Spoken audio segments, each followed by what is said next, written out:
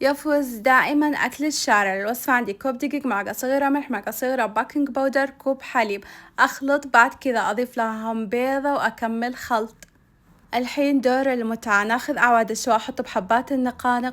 أهم شي يكون طعمه مرة يمي. حطيته بالخليط، شايفين الموضوع مرة يونس، حلو الأطفال يشاركونكم بهذه اللقطة. حطيته بعد كذا بالبقسماط، لو حابين تكررون الحركة اختياري.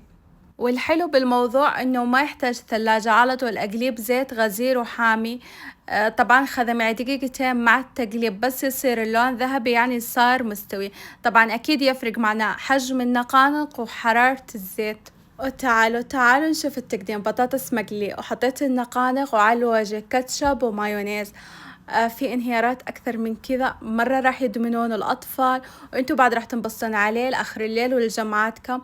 جربوا، اعطوني رايكم بالتعليقات، وبالعافية عليكم. لو اول مرة تشوفون حسابي تابعوني، لا تنسون لايك وحركة الاكسبلور. بالعافية.